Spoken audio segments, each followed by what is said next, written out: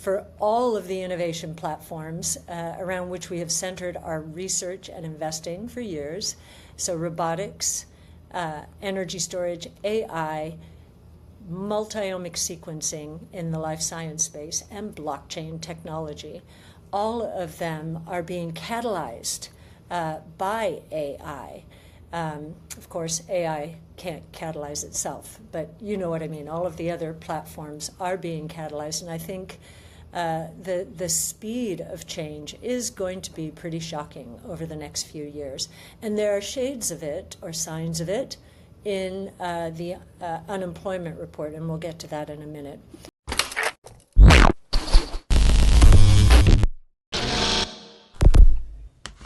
Hey guys, welcome to Everyday Finance. Emerging trends and the vast prospects that lie ahead are the subject of Cathie Wood's overview of the future direction of cryptocurrency.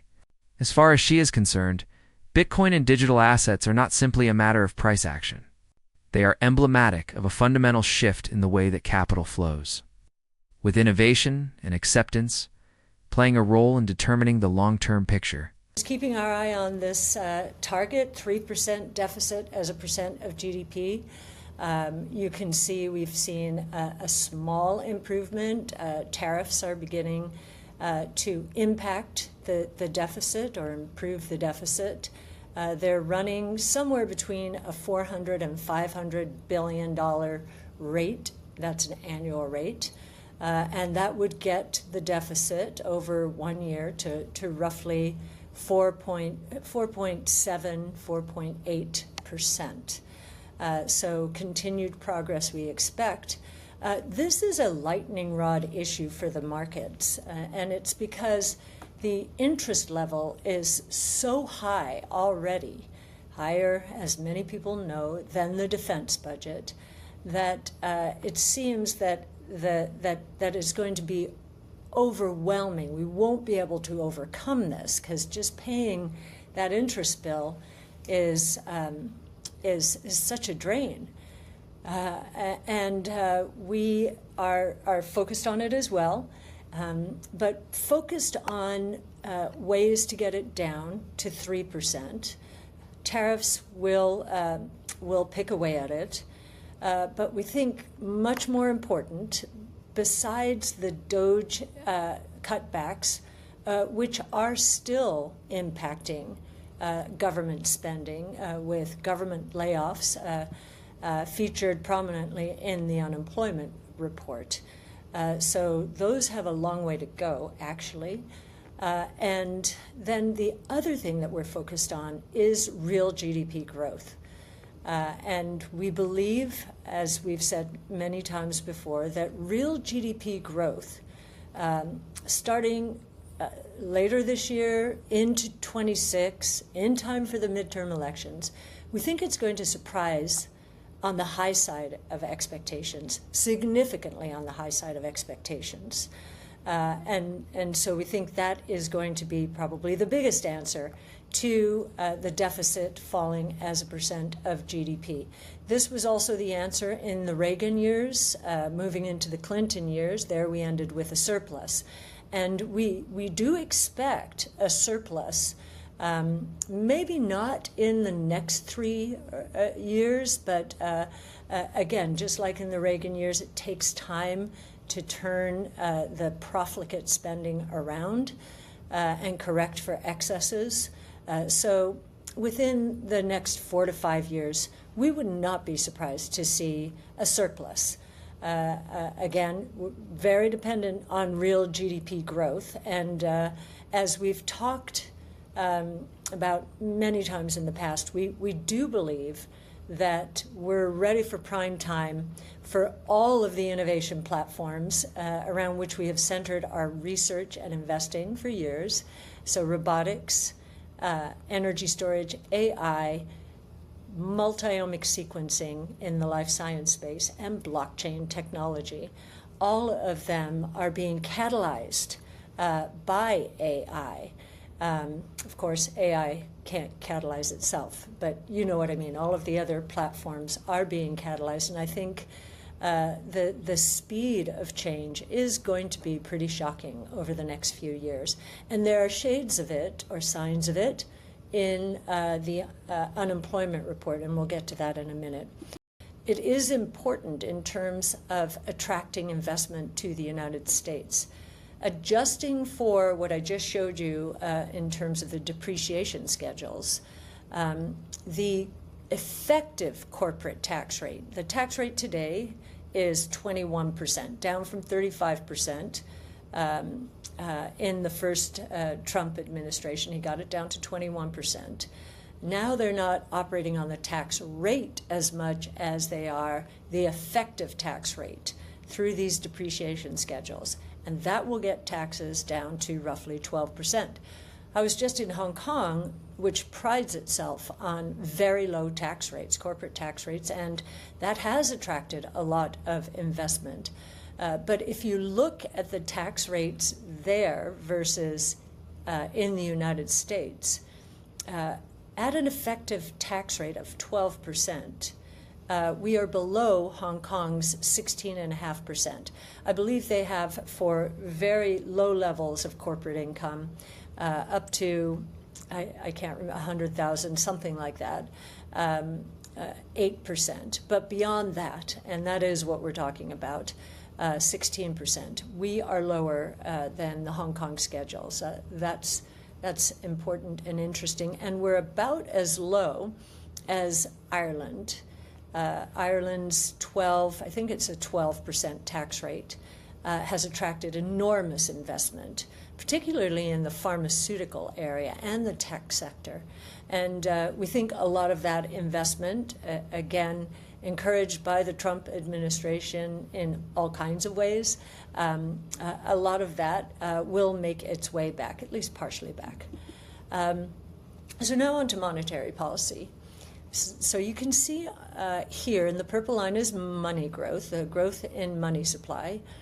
You can also see going back to the early 60s, we've never seen money supply drop as much as it did in recent years, but then again, we never saw it boom as much as it did during COVID. So that adjustment process is pretty much over, and you can see at 5%, it's still below the average of this period. Really, it's post-World War II period. Now, you can see the green line is CPI inflation. The money supply has been pushed ahead by 18 months, and many people think that the inflation rate follows with an 18-month lag. So they are concerned that inflation is turning up from roughly, I think it's 2.7% right now, and will follow money growth higher. And even today, I think one of the Fed governors, Goolsbee, said he's concerned about services inflation, and we'll show you a chart in a moment about that. So this is top of mind for the Fed. I think that Chairman Powell is very focused on services inflation as well. But we have reason to believe that services inflation is going to decelerate quite significantly. Housing, or large parts of housing, is a part of service inflation, and I'll show you in a minute.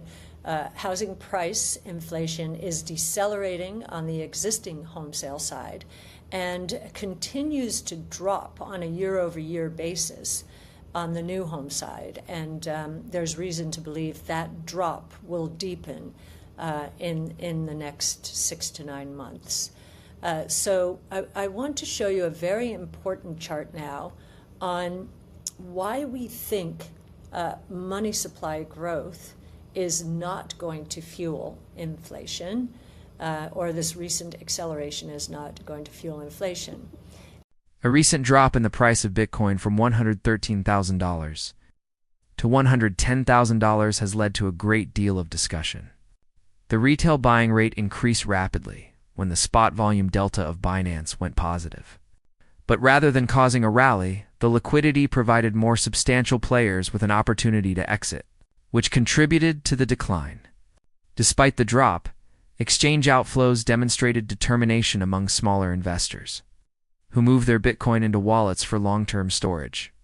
Institutional flows, on the other hand, tell a different narrative. As exchange-traded funds ETFs had uneven demand, with inflows being rapidly countered by outflows. Consolidation near $110.7 thousand, an RSI of 45, and a flattening OBV are all indicators that Bitcoin will need new demand before it can escape from its $110K $111,000 area, according to technical analysis.